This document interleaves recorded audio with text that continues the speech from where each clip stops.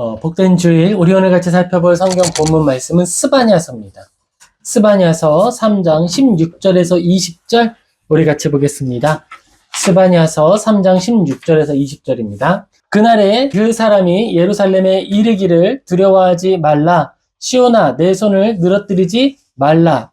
너의 하나님 여호와가 너희 가운데 계시니 그는 구원을 베푸실 전능자이시라. 그가 너로 말미암아 기쁨을 이기지 못하시며 너를 잠잠히 사랑하시며 너로 말미암아 즐거이 부르며 기뻐하시리라 하리라. 내가 절기로 말미암아 근심하는 자들을 모으리니 그들은 내게 속한 자라. 그들에게 지워진 짐이 치욕이 되었느니라. 그때에 내가 너를 괴롭게 하는 자를 다 벌하고 저는 자를 구원하며 쫓겨난 자를 모으며 온 세상에서 수욕받는 자에게 칭찬과 명성을 얻게 하리라. 내가 그때에 너희를 이끌고 그때에 너희를 모을지라. 내가 너희 목전에서 너희의 사로잡힘을 돌이킬 때에 너희에게 천하 만민 가운데서 명성과 칭찬을 얻게 하리라. 여호와의 말이니라. 아멘. 우리를 바라보는 하나님의 시선이라는 제목으로 스바냐서 3장 16절에서 20절 같이 살펴보도록 하겠습니다. 우리가 하나님을 섬길 때 성경 안에서 발견해야 하는 여러 가지들이 있어요. 그런데 우리의 어떤 성공이나 우리의 잘하는 것들이나 또 나의 마음의 뜻을 이루는 일들의 방법을 찾는 것에 성경을 사용한다고 하면 우리는 효과적으로 내가 원하는 것을 찾기 어려울 것입니다. 그럼 우리가 성경을 통해서 진짜 찾아야 하는 것, 찾았을 때 즐거워해야 하는 것이 무엇일까? 이런 것들을 생각해 볼 수 있겠죠. 우리가 성경에서 뭘 찾으면 즐거워해야 될까요? 뭘 찾는 게 우리의 즐거움일까요? 우리가 성경을 통해서 발견하고서 가장 즐거워해야 하는 건 먼저는 하나님의 마음이죠. 하나님이 이런 마음이셨구나. 하나님께서 이런 마음으로 이 말씀을 주신 거구나. 이게 깨달아지고 이게 읽혀지면 얼마나 큰 위로와 기쁨, 그 만족감이 있는지 모르겠습니다.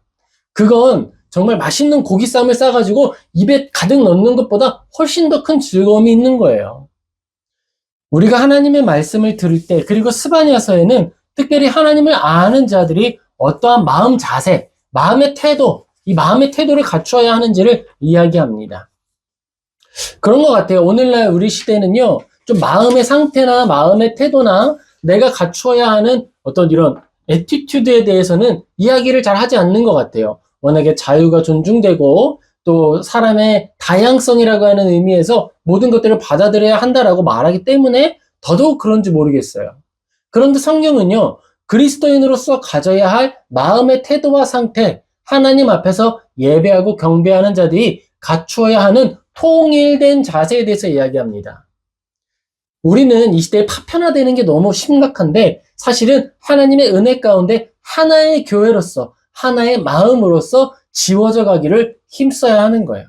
그리고 하나의 마음으로 지워져 가기 때문에 나의 마음 가운데 덜어내야 하고 또 아주 강력한 망치와 못으로 쪼아서 깎아내야 하는 모습 또한 있는 것입니다.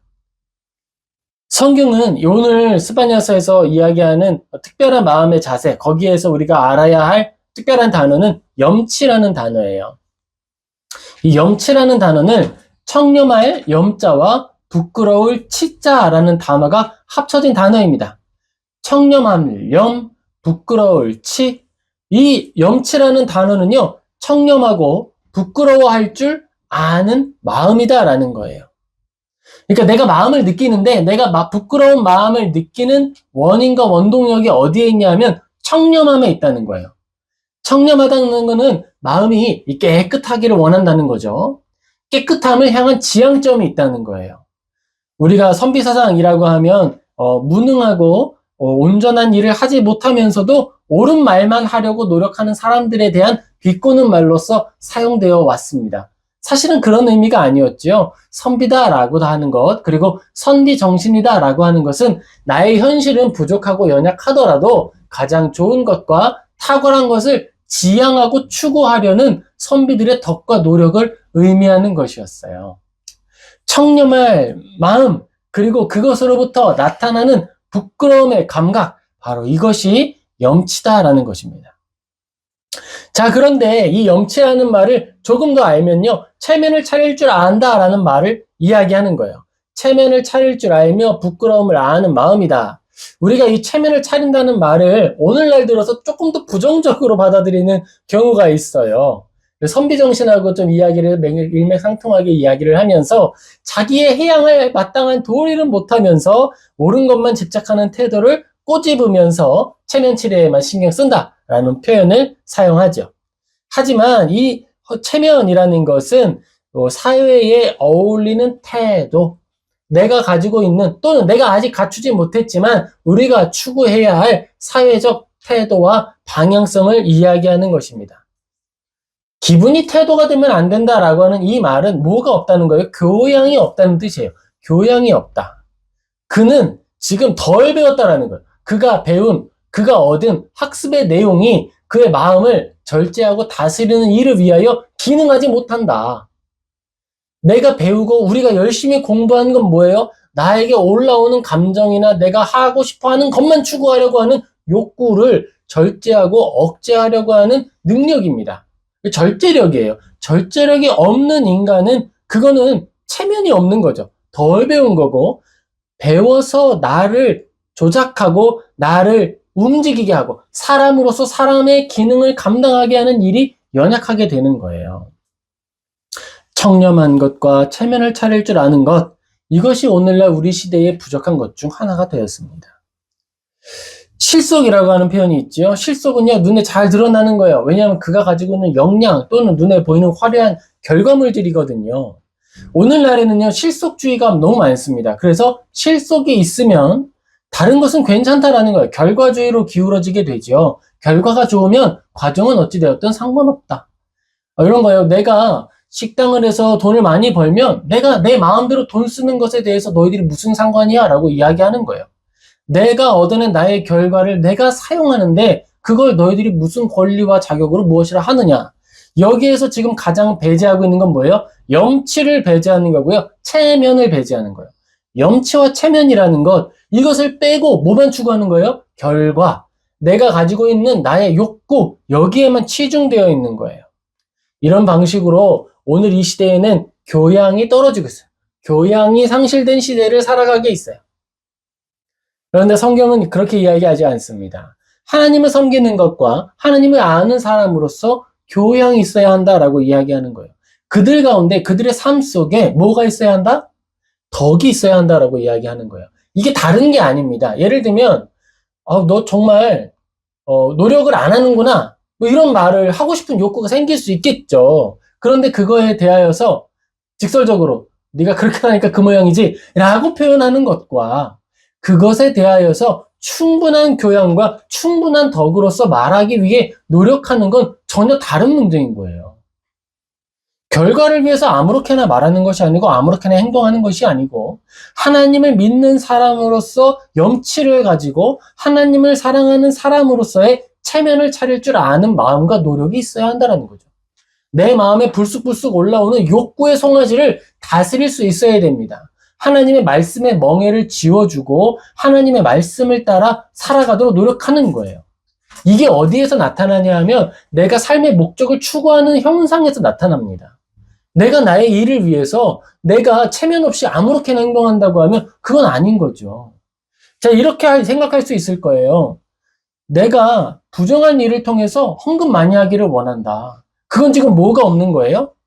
염치가 없는 거죠. 염치가 없는 거죠. 악한 일을 해서 돈을 벌고 헌금을 많이 하면서 나는 하나님 앞에 헌신된 삶을 살고 있어 라고 말한다면 그에게는 염치가 없는 거예요. 청렴한 마음과 청렴한 마음으로부터 오는 부끄러움이 없는 거예요. 우리는 부정적인 사용 사례가 앞에 많이 있어서 우리가 지금 피하고 있지만 우리에게 그것 자체가 꼭 필요한 시대가 되었습니다. 마치 시계추가 왼쪽으로 기울었다가 다시 오른쪽으로 갔다가 왔다 갔다 하듯이 오늘 이 시대에도 균형을 맞추기 위해서 다시 한번 추가 움직여야 하는 시대가 되었다라는 거예요. 우리는 꽉 찬 실속기에 그 체면의 꽃을 피워내어야 합니다. 기분이 태도가 되면 너무 세속적이잖아요. 너무 속물 같잖아요. 그게 아니라 다시 한번 우리의 모습을 다듬어내게 되면 좋겠습니다. 하나님께서는 스바냐를 통해 염치 없는 이스라엘을 꾸짖으십니다. 이스라엘은 하나님 앞에 죄를 지으며 도무지 수치를 모르고 있어요. 오늘 이 시대에서 우리가 확실하게 아는 것은 이제 악인들이 자신의 죄를 부끄러워하지 않는 시대를 살아간다라는 거예요. 부끄러움이 없어요. 벌거벗은 임금님이 멀리 있지 않습니다. 그런 시대를 살아가고 있어요. 권위와 권력으로 법을 구부리고 정의와 공의를 훼손하는 능력을 자랑하는 시대. 이스라엘의 어두운 시대는 그렇게 하나님의 말씀 앞에 섰습니다. 오늘 스바냐서를 함께 살펴보면서 시대를 향해 말씀하시는 하나님의 음성에 귀 기울이고 하나님의 은혜와 돌봄을 향해 나아가는 모두가 되기를 예수님의 이름으로 축복합니다. 아멘. 하나님의 시선입니다. 우리가 스바냐서를 읽기 전에 아주 분명하게 이야기하고 확인하고 믿음의 주춧돌을 놓아야 하는 것이 있어요. 그러니까 이 성경 말씀에 전제되어 있는 것이다라고 확실하게 붙들어야 하는 것이 있습니다. 그것은요, 하나님이 어디를 바라보시느냐 하는 거예요. 하나님이 이 선지자를 통해 말씀을 전하시는데 말씀을 전하실 때에 바라보는 지향점과 하나님의 관심이 어디 있느냐라고 하는 거죠. 스바냐서 3장 17절 우리 같이 한 목소리로 읽겠습니다. 너희 하나님 여호와가 너희 가운데에 계시니 그는 구원을 베푸실 전능자이시라. 그가 너로 말미암아 기쁨을 이기지 못하시며 너를 잠잠히 사랑하시며 너로 말미암아 즐거이 부르며 기뻐하시리라 하리라. 아멘. 지금 하나님은요, 이스라엘의 죄를 보시죠. 그런데 하나님의 목적지, 하나님이 완전히 집중하고 계시는 그 포커스는요, 그 중심점은 바로 회복된 이스라엘을 향하고 있는 거예요. 우리를 바라보시는 것도 마찬가지예요. 우리를 바라보실 때 하나님이 죄의 싹, 그리고 사망으로 이끌어가는 죄의 모습을 보시죠. 그런데 거기에 집중해서 우리의 사랑스러운 모습을 외면하는 것이 아니라 하나님은 회복될 이스라엘, 하나님 안에서는 이미 완성형이죠. 이미 과거형이에요. 완성됐어요. 완성된 이스라엘을 바라보시며 이야기하시는 거예요. 하나님은 비록 진노를 이야기하시고 징계를 선언하시고 선언된 징계를 따라 실행하십니다. 그런데 그 실행하실 때에 내가 이 징계를 실행함으로 범죄를 악을 행한 자들이 고통당하는 것 때문에 내가 쾌락을 느끼는 것이 아니라는 거예요. 즐거움을 느끼는 게 아니라는 거예요. 그들이 겪는 고통이 나의 즐거움이 아니라는 거예요. 하나님의 즐거움은 어디 있느냐 하면 회복된 이스라엘을 향해 있는 거예요. 회복된 이스라엘. 고통의 신음의 시간을 지날 땐 예수님과 하나님 같이 계시죠. 함께 하십니다. 그리고 언제 기뻐하시느냐? 회복된 그날을 바라보며 기쁨을 표현하시는 거예요. 하나님을 생각할 때 우리가 오해하지 않아야 하는 부분들이 있습니다. 특별히 구약을 바라보면 하나님의 많은 심판의 이야기들이 나타나게 되잖아요. 많은 이야기들이 있어요. 심판을 선언하고 징계를 선언하시고 징계를 돌이키는 경우는 거의 없습니다. 징계를 선언하신 그대로 실행하세요. 고통당하게 하십니다. 그런데 하나님은 고통당하고 있는 이스라엘을 보며 즐거워하는 분이 아니라는 거예요. 그건 의사가 사랑하는 어머니의 살을 가르고 그 안에서 종양을 덜어낼 때 그 자녀의 마음이 어떻겠어요? 즐거울까요? 얼마나 아프실까? 이런 걸 이야기하지 않겠습니까? 부모는 어떨까요? 부모가 자녀를 이제 수술해야 돼요. 외과 의사가 내가 세계에서 제일 잘하는 외과 의사예요. 나밖에 수술할 수 없어. 그래서 내가 내 사랑하는 자녀의 직접 그 몸에 수술을 해야 돼요. 그때 그 살을 자르고 종양을 잘라내면서 즐거워 춤출까요?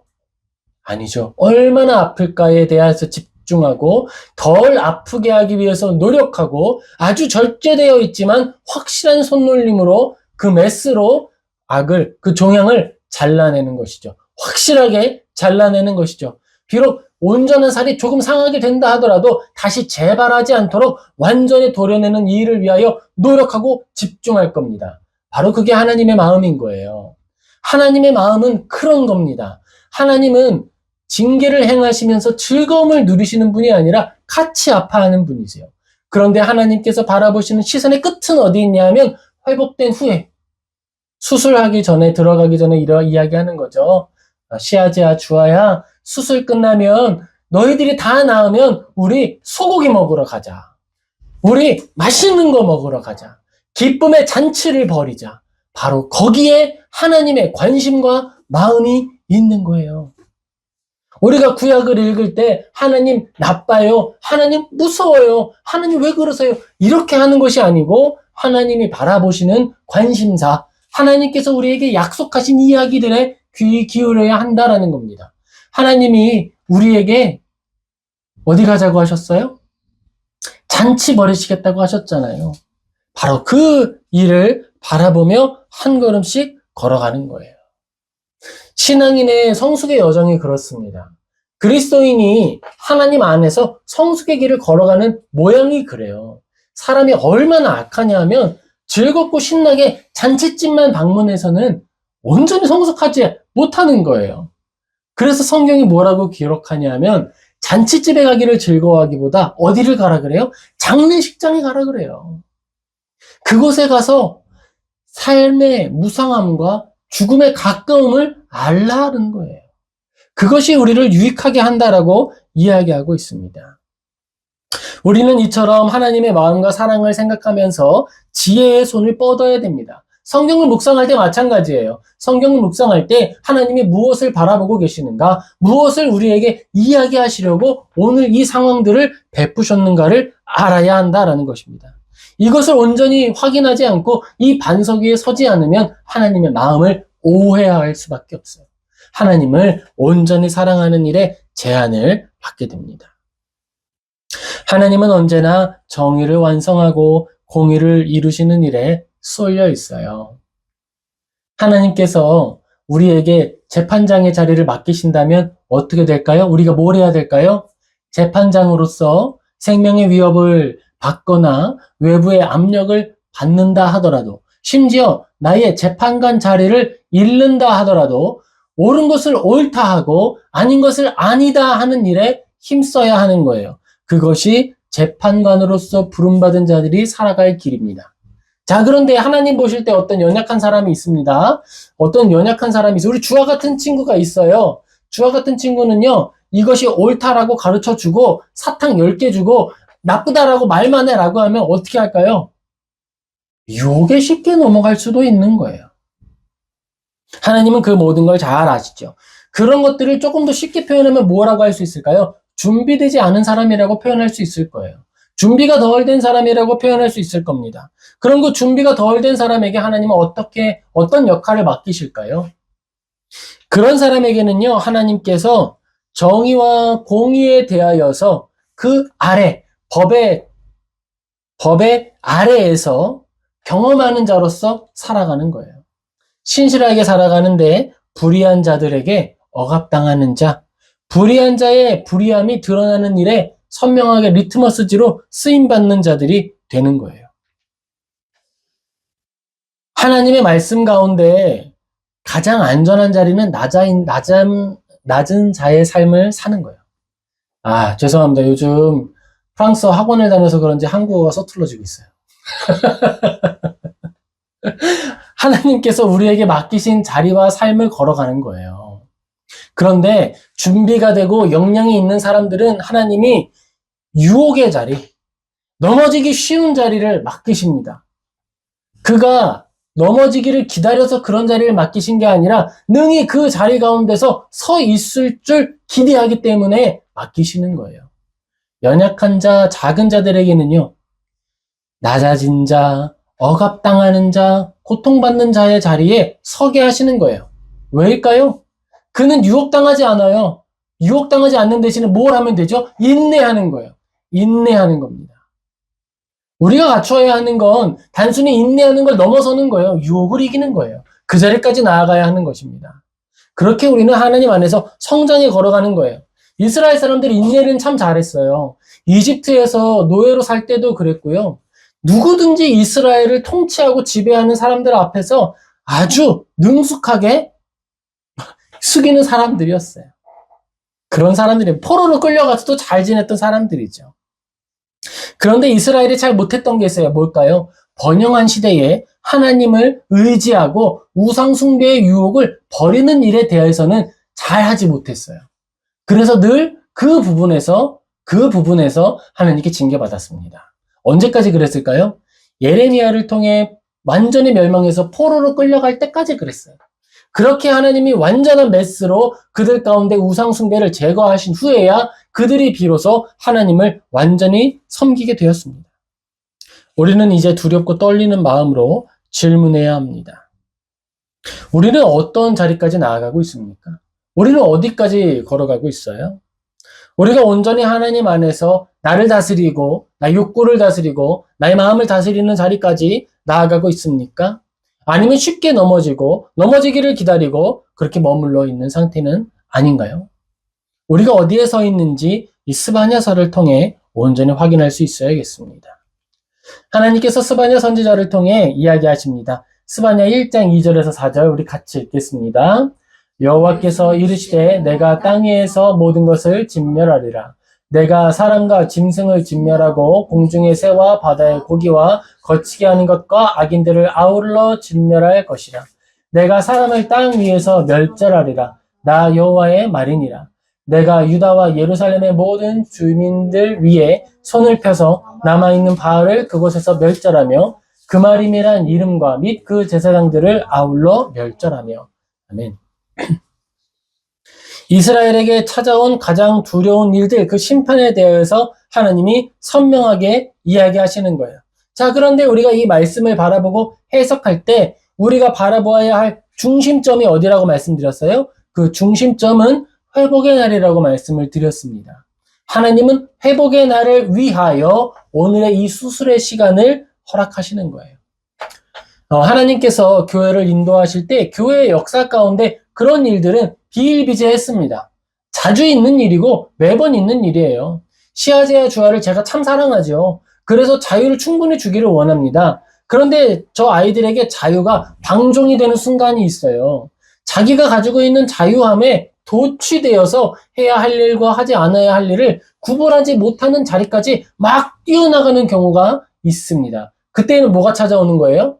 징계가 찾아오는 거예요. 매가 찾아오는 거예요. 그 일을 왜 하면 안 되는지에 대한 가르침이 주어지는 것입니다.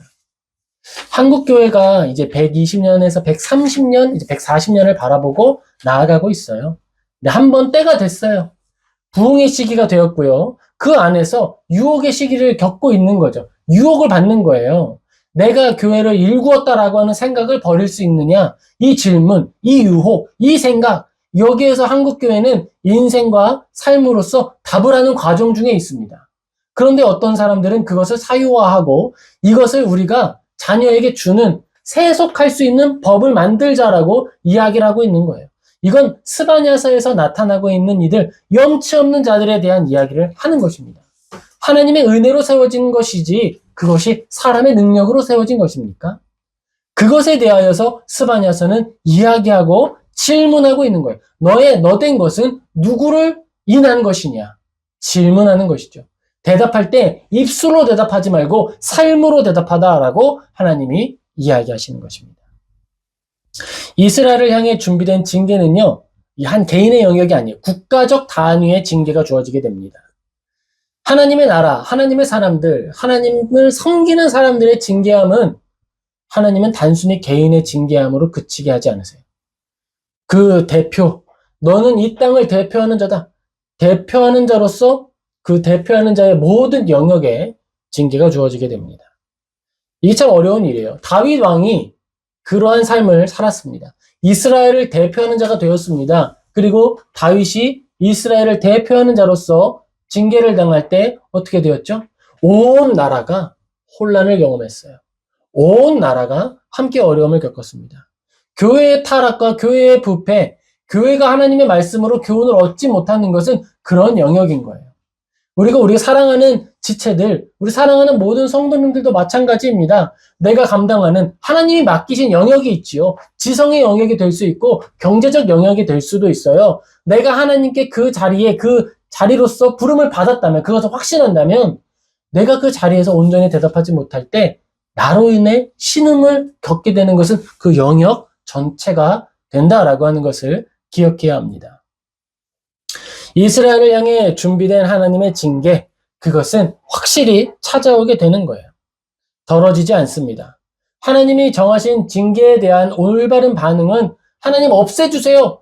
막 엎드려 회개하는 거 중요하죠. 하지만 더 중요한 것은 회개하는 마음으로 잘 감당하는 거예요. 꼭꼭 씹어 삼켜서 유익으로 삼는 거예요. 겸손이 없습니다. 겸손을 배워야 합니다. 하나님 앞에 온전히 살아가는 법을 모르겠습니다. 배워야 합니다. 그런 것들을 하나하나 배워가는 거예요. 배워가야 준비가 되는 것이고 그것이 완성된 때에 우리가 나아가야 할 자리에 설 수 있게 되는 거예요. 스바냐서 3장 12절에서 13절 우리 같이 읽겠습니다. 내가 곤고하고 가난한 백성을 내 가운데 남겨두리니 그들이 여호와의 이름을 의탁하여 보호를 받을지라. 이스라엘의 남은 자는 악을 행하지 아니하며 거짓말을 말하지 아니하며 입에 거짓된 혀가 없으며 먹고 누울지라도 그들을 두렵게 할 자가 없으리라. 아멘. 이스라엘의 남은 자에 대하여서 하나님이 말씀하십니다.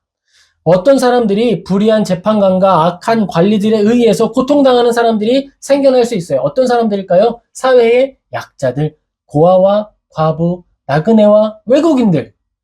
하나님이 아니고서는 그들을 변론할 자가 없고 하나님이 아니고서는 그들을 돌아볼 자가 없는 그런 연약한 사람들, 그런 사람들을 하나님을 바라보고 관심을 두고 있으신 거예요. 하나님은 그런 사람들을 향해서 눈을 떼지 않으십니다. 늘 바라보십니다. 이스라엘에게 찾아온 징계, 그 징계에 잔치에 참여하는 자들은 누구일까요?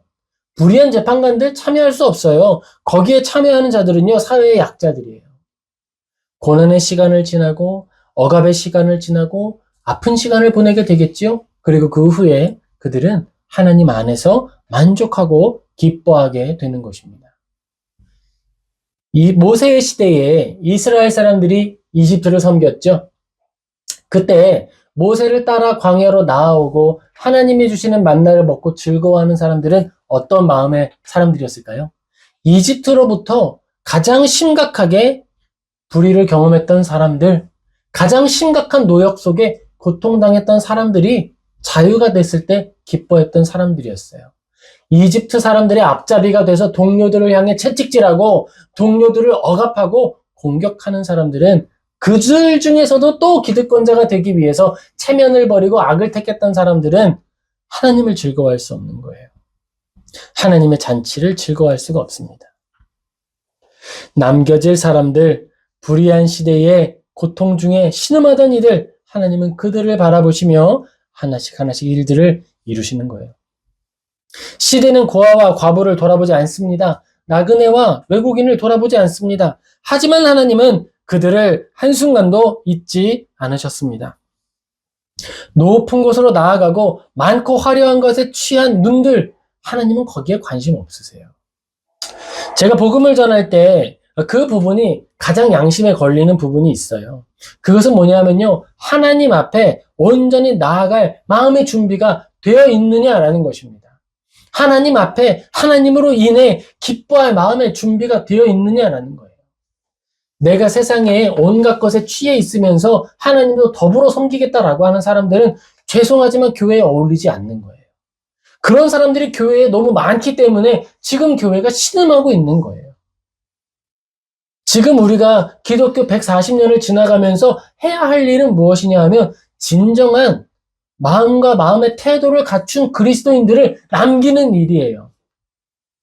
알곡으로서 온전히 꽉 찬 알곡이 되도록 우리를 다스리고 다듬어가는 것, 그것이 필요한 일인 것입니다.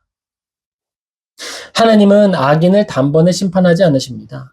악인이라도 그들에게 당신의 긍휼을 보이시는 거예요. 스바냐서 2장 3절 같이 읽겠습니다. 여호와의 규례를 지키는 세상의 모든 겸손한 자들아, 너희는 여호와를 찾으며 공의와 겸손을 구하라. 너희가 혹시 여호와의 분노의 날에 숨김을 얻으리라. 아멘. 하나님께서 이 말씀을 주실 때 고아와 과부, 나그네들에게만 말씀하신 게 아니에요. 그 땅에 사는 모든 사람에게 다 전해주신 것입니다. 우리가 종교개혁을 생각할 때 좋은 사람을 생각해 볼 수 있어요. 그러면 하나님을 섬기는 사람은 다 가난해야 하나? 아니에요. 가난한 사람을 하나님 섬기는 거 아니에요. 루터의 때에 종교개혁을 도왔던 사람 중에 선제호라고 하는 사람이 있었습니다. 프레드리히라고 하는 사람이었죠. 그런데 그는요, 하나님을 경외하는 사람이었어요. 권력을 가지고 능력을 가져서요, 루터를 죽이려고 하는 수많은 사람들의 계획으로부터 루터를 보호했어요. 루터가 어디를 지나간다, 루터의 마차가 어디를 지나간다라고 하는 걸 알고 미리 사람을 보내서 루터를 납치해가지고 창고에 숨겨서 보호해주기도 했습니다. 루터는 거기에서 도망도 못 가고 어디도 못 가고 꽁꽁 숨어가지고 몇 달 동안 책만 썼어요. 그렇게 사람들을 위해서 글로써 시대에 남는 작품을 남기기도 했습니다. 중요한 건 뭐예요? 내가 어떤 마음을 가지고 있느냐라는 거예요. 야곱처럼 높은 총리가 되어 있는 자리에서도 어떤 마음을 가질 수 있어요? 어린아이와 같은 마음을 가질 수 있다라는 거예요. 그 태도와 그 마음을 가질 수 있다라는 거예요. 내가 갖춘 경험이나 내가 가진 자리, 내가 가지고 있는 어떤 열매나 결실이 아니라 집중해야 하는 것은 어디다? 내가 어떤 존재이며 내가 어떤 정체성을 가진 자로서 살아가고 있느냐라는 거예요. 그게 중요하다라고 이야기하는 것입니다. 나는 좋은 열매를 가지고 난 노력했으니까 많은 걸 가졌고 이제 나는 뭘 버리겠다? 체면을 버리겠다. 염치를 버리겠다. 이렇게 행동해서는 안 된다라는 거예요. 하나님이 주셨다라고 하는 걸 인지하고 있다면 많이 받은 자는 더 어떻게 행동하게 될까요? 더 하나님을 향해서 경외하는 마음, 두려워하는 마음과 사랑하는 마음이 결합되어 있는 게 경외함입니다. 이 모든 걸 주신 분이 다시 거두어 가실 수 있음을 알기에 더더욱 겸손하고 두려워하며 또한 사랑함으로 하나님께 반응하겠죠. 그것이 바로 온전한 하나님의 사람의 마음이다라는 거예요. 그걸 스바냐서가 이야기하는 것입니다. 그걸 이야기하고 있어요. 하나님을 사랑하는 사람이 어떻게 살아가야 하는가, 어떤 마음을 가져야 하는가, 우리는 여기에 관심을 가지고 이러한 관심으로 성경을 한번 살펴볼 필요가 있습니다. 교만한 사람들은 하나님의 돌봄을 얻을 수가 없습니다. 하나님은 교만한 사람들을 물리치십니다. 결코 그들을 불쌍히 여기지 않으십니다. 하나님은요, 그런 사람들을 안중에 두지 않으세요. 하나님의 관심사, 그 포커스 어디 있다고 했어요?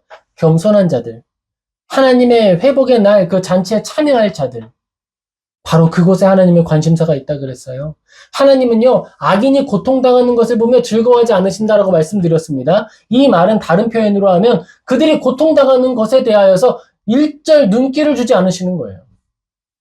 하나님의 관심은 신음의 날을 지나며 온전한 알곡, 온전한 마음의 열매, 그 겸손을 열매 맺는 자들을 향하여 집중하시는 거예요. 그들을 바라보며 온전히 사랑의 마음을 표현하시고 붙드시고 인내하게 하시는 것입니다. 그것을 도르트 신조라고 하는 신조 안에서 튤립이라고 하는 원리 안에 하나님의 보존하심이라는 말로 이야기하고 있습니다. 어떤 환란이 오고 어떤 고난이 와도 하나님은 당신의 택하신 자녀가 낙심하여 아주 엎드러져서 하나님을 향한 신앙을 버리지 않도록 하나님이 보존하신다, 견인하신다, 이렇게 이야기합니다. 견디고 인내하게 하신다라는 거예요. 하나님이 지켜주신다라는 것입니다. 헛된 허영에 취한 사람들이 있습니다. 염치를 버리고 체면을 버린 사람들이 있어요. 그런 사람들은요, 하나님이 예비하신 진노의 날에 동화 속에 나오는 벌거벗은 임금님처럼 내가 실상 아무것도 입지 않고 자랑스럽게 걸어다니고 있었구나라고 하는 수치를 경험하게 될 것입니다. 하나님은 악인과 심판받을 이들에게 관심이 없어요. 관심 갖지 않으십니다. 하나님의 관심을 받는다는 건 그게 어떤 형태든 간에 진짜 큰 복이에요. 대표적으로 우리가 생각해 볼 수 있는 사람은 사사 누굴까요? 머리를 깎아서 힘을 잃어버렸던 삼손이죠. 평생 고통당했어요. 평생 고통당했습니다. 하지만 그는 하나님의 관심 안에 늘 살아갔어요. 그리고 마지막 순간 하나님의 이름을 부르고 도움을 구했을 때 하나님과 함께 일했습니다. 마지막 일이었지만 온전히 했어요. 하나님은 악인들에게 관심 두지 않으세요. 어떤 형태든 하나님의 관심 안에 살아가고 있는 것은 가장 큰 은혜입니다. 우리의 삶에 찾아온 날들이 조금 고단하고 조금 어렵다면 그 안에서 내가 배워야 할 것이 무엇인지 묵상하고 곱씹어야 합니다. 하나님은 아무 이유 없이 우리에게 그런 날들을 허락하시는 분이 아니에요. 하나님이 허락하지 않으시면 머리털 하나도 땅에 떨어지지 않는 거예요. 그런 걸 우리가 믿기 때문에 우리는 고백할 수 있습니다. 하나님은 옳습니다라고 이야기할 수 있는 거예요. 하나님은 늘 옳습니다라고 말할 수 있는 거예요. 이러하든 저러하든 그리하지 아니하실지라도 옳습니다라고 고백할 수 있는 거예요. 스바냐서 3장 19절 우리 같이 읽겠습니다. 그때 내가 너를 괴롭게 하는 자를 다 벌하고 저는 자를 구원하며 쫓겨난 자를 모으며 온 세상에서 수욕받는 자에게 칭찬과 명성을 얻게 하리라. 아멘. 하나님은 우리를 만들어 가시는 거예요. 하나님은 우리를 조각 작품으로 깎아 가시는 거예요. 그때 우리가 해야 할 일은 무엇이냐면 나를 온전히 내어드리는 거예요. 나를 온전히 내어드린다라고 할 때에는 내 삶을 온전히 하나님께 내어드린다라고 말하는 것이고 내 삶의 가장 큰 주인이시며 완전한 왕을 하나님으로 받아들인다라는 거예요. 선택지에 있어서 하나님을 따로 떼어놓고 생각하는 걸 버리는 거예요. 하나님을 따로 떼어놓고 행동하고 생각하는 걸 버려내는 거예요. 아, 내가 죽으면 죽었지 거기엔 내가 안 가라고 하는 마음을 확실히 세우는 거예요. 죽으면 죽었지라고 하는 말을 거창하게 이야기하지 마세요. 내 죽음은 하찮은 거예요. 하나님의 마음을 담지 못하고 하나님과 함께하지 못한다면 살아도 산 게 아니에요. 아무 의미가 없어요. 쾌락을 잠시 내 인생에 담아놓는다 한들 그게 무슨 소용이 있겠습니까?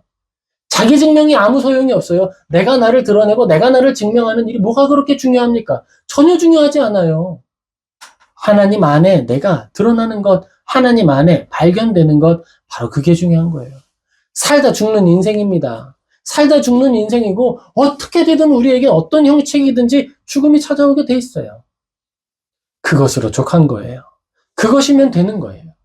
하나님이 나의 주인이시고 하나님이 나의 왕이시다. 그걸 내가 고백할 수 있고 내 삶을 통해 그것을 드러낼 수 있었다면 잘 산 인생이에요. 그것으로 완성된 인생이에요. 내가 아무리 많은 것으로 많은 자랑을 만들었다 하더라도 그 안에 하나님의 일하심이 없다면 내가 많은 업적을 이뤘더라도 그 안에 하나님이 없다면 아무 의미 없어요. 아무 의미 없어요. 겸손을 소유한 사람에게는 발견되지 않습니다. 우리가 거울을 볼 때에야 비로소 나의 얼굴을 볼 수 있는 것과 똑같아요. 겸손은 하나님께서 우리에게 베푸신 말씀의 거울을 통해서만 발견되는 거예요. 생각과 행동을 단정히 하도록 노력해야 합니다. 어려운 일이에요. 어려운 일이에요. 어려운 일이기 때문에 우리는 하나님이 필요합니다. 하나님이 사람에게 벅찬 일을 맡기실 때가 있어요. 그건요, 그걸 벅찬 줄 모르시기 때문에 맡기신 게 아니고요. 하나님 의지하라고 맡기신 거예요. 벅찬 일을 맡기신 이유는 다 그거 하나예요. 하나님 의지해서 하라고. 우리는 하나님의 말씀을 통해 느끼는 부끄러움을 회복해야 합니다. 하나님 말씀 앞에서 우리가 다시 온전히 느껴야 되는 거예요. 알아야 하는 거예요. 하나님의 말씀 앞에 뻔뻔히 서라는 게 아니에요. 뻔뻔히 서지 말고 하나님 앞에 정직하게 서라는 거예요. 우리가 하나님의 말씀을 바라볼 때 그럼 내 마음의 자세와 태도, 이 마음의 이 형태는 어때야 하는가라고 할 때 가장 훌륭한 예시는 요한일서에 등장하는 이 마음이에요. 요한일서 1장 8절입니다. 같이 읽겠습니다. 만일 우리가 죄가 없다고 말하면 스스로 속이고 또 진리가 우리 속에 있지 아니할 것이요. 아멘. 하나님의 말씀을 바라볼 때 우리가 무엇을 느껴야 한다 그랬어요? 부끄러움을 느껴야 한다고 했어요. 하나님의 말씀을 바라볼 때 부끄러움을 느끼는 감각이야말로 건전한 감각이라고 이야기하고 있습니다. 하나님의 말씀 속에서 지금 스바냐 말씀 속에서 드러나고 지적하는 하나님의 죄, 하나님이 지적하시는 이스라엘의 죄는 부끄러움을 모르는 자들아라고 하는 표현이에요. 부끄러움을 모르는 자들아 내 앞에 나와라 너희를 징계하겠다라고 하는 게 스바냐서의 핵심 메시지입니다. 그리고 그 대척점에 있는 하나님의 말씀이 바로 요한일서 1장 8절이에요. 부끄러움을 아는 마음을 회복하라라는 거예요. 무엇을 통해? 말씀을 통해서. 하나님의 말씀을 읽고도 마음이 평안하고 마음에 찔림이 없다면 그에겐 소망이 없는 거예요. 오히려 마음에 찔림이 있고 부끄러움이 느껴진다면 소망이 있는 거예요. 바로 그 안에 하나님의 영이 살아 숨쉬고 있음을 우리가 알게 되는 거예요. 성화라고 하는 것은 죽을 때까지 나아가는 길이죠. 죽을 때까지 나아가는 길에 호흡함에 느끼는 것은 처음 아담이 덤불 속에 숨었던 바로 그 마음인 거예요. 하나님 앞에 숨고 싶은 마음. 그런데 우리는 알죠. 그 숨고 싶은 마음을 위해서 하나님이 하신 일이 뭐죠? 예수님을 죽이셨어요. 십자가에 죽이셨어요. 우리의 그 숨고 싶은 마음을 덮어주시려고, 그것을 싸매어 주시려고 예수님을 십자가에 죽이셨다고요. 예수님이 십자가에 죽으셨다라고 하는 이 사실을 필요한 사실로, 반드시 있어야 하는 사실로, 나에게 주어진 은혜로 받아들이려면 뭘 알아야 돼요? 부끄러움을 알아야 돼요. 그 부끄러움을 아는 만큼 예수님 손 꼭 잡고 하나님 앞에 나아가는 거예요. 부끄러우니까 나 혼자는 못 나가요. 부끄럽기 때문에 나 혼자는 못 가요. 누구랑 같이 가야 돼요? 예수님 손 잡고 갈 수밖에 없다라는 거예요. 그게 바로 우리가 성경을 읽는 이유이며 성경을 읽는 방법입니다. 성경을 통해 예수님의 필요성을 발견하는 것, 그것이 우리가 나아가야 할 길이에요. 우리는 하나님의 마음을 알아야 됩니다. 얼마나 우리를 사랑하시면 그 부끄러운 마음을 덮어주시려고 자신의 피를 쏟고 살을 찢으셨어요. 그것이 바로 하나님의 사랑이고 하나님의 구원 방식입니다. 하나님이 우리를 예수님의 형상으로 만드시는 방법이에요. 죄 지었다고 도망가지 마세요. 죄 지었으니까 예수님 손잡고 십자가로 나아가시고 하나님 앞으로 나아가야 하는 것입니다. 요한일서 1장 9절 우리 같이 읽겠습니다. 만일 우리가 우리 죄를 자백하면 그는 미쁘시고 의로우사 우리 죄를 사하시며. 아멘. 교회가 깨끗해지고 교회가 갱신될 때 착각하면 안 되는 건 죄를 다 버리면 갱신되는 게 아니에요. 그러면 천국 갈 때까지 교회는 갱신되지 않습니다. 교회의 갱신은 오늘도 가능해요. 어떻게 가능할까요? 부끄러움을 느끼고 회개하는 거예요. 그것으로 갱신되는 거예요. 오늘이라도 우리는 갱신될 수 있고 오늘도 우리는 갱신되며 나아가는 거예요. 하나님의 이 말씀 앞에서 다시 한번 부끄러움을 느끼고 예수님 도와주세요 붙들고 회개합니다라고 기도하며 다시 갱신해 가는 거예요. 그렇게 우리는 믿음으로 나아가는 거예요. 교회는 늘 희망이 있어요. 왜죠? 그곳에 전파되는 게 하나님의 마음이고 하나님의 말씀이기 때문입니다. 하나님의 말씀이 전파되기 때문에 교회는 갱신될 수 있고 언제나 새로워질 수 있고 하나님 앞에 깨끗한 존재로 찬양하며 나아갈 수 있는 거예요. 그래서 하나님의 관심이 늘 교회에 있는 거예요. 왜죠? 교회는 하나님의 사랑을 따라 언제든 징계를 통해 정화될 가능성을 가진 공동체이기 때문이죠. 예수 그리스도께서 주목하여 보는 곳이고 그의 살과 피를 찢고 흘려 씻어내신 단체, 씻어내신 공동체, 그것이 바로 교회입니다. 그리스도인은 하나님의 말씀을 가장 중요하게 여기는 사람들이에요. 내 생명보다 또 더. 부끄러움? 아유, 여러분, 생명에 달린 문제에서 부끄러운 문제 없어요. 의사 선생님이 나를 치료하시는데 그 앞에서 벌거벗으면 부끄러워하겠습니까? 아니죠. 꼼꼼히 봐주세요라고 이야기하게 되죠. 우리는 하나님 앞에서 부끄러움을 느끼는 게 아니에요. 부끄러워야죠. 하지만 진짜 부끄러움은 내 다친 것을 보이지 못하는 것에 대한 부끄러움이에요. 하나님 앞에 나를 온전히 드러내는 것에 대해서는 언제든 나아갈 마음의 준비가 되어 있어야 됩니다. 그것이 생명보다 중하지 않거든요. 영원히 사는 생명을 위해 온전히 나를 드려야 하는 것입니다. 하나님의 말씀이 우리를 부끄럽게 한다면 우리가 제대로 성경을 읽고 있다라고 하는 증거인 거예요. 그건 여러분 자부심을 가져도 됩니다. 그리고 늘 성경을 읽을 때 부끄러움을 느끼는 방식으로 읽도록 노력해야 됩니다. 나는 잘하고 있어 라는 마음이 들면 안 되죠. 여러분 또 대표적으로 성경 잘못 읽고 있을 때 나타나는 증상이 있어요. 뭘까요?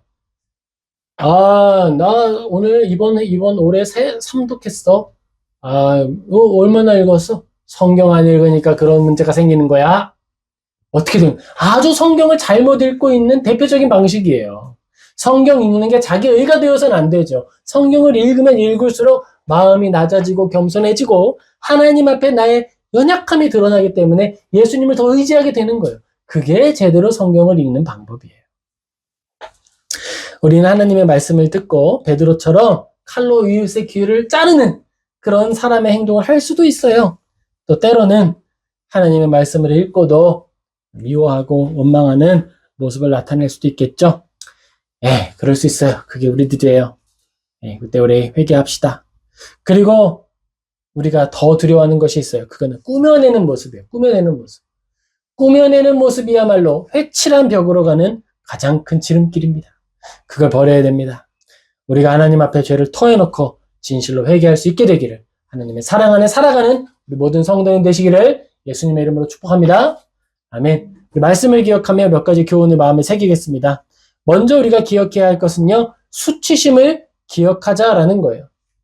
하나님 앞에 우리는 염치가 있어야 합니다. 청렴한 마음을 가지고 깨끗한 마음을 가지고 부끄러움을 느낄 수 있다면 그것은 우리의 영광이 되는 것입니다. 둘째로 우리가 기억해야 할 것은요.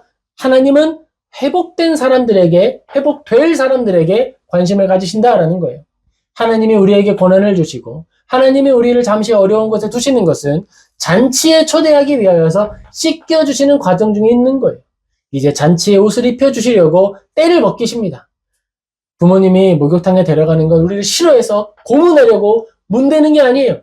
깨끗하게 하려고 문질러 주시는 거예요.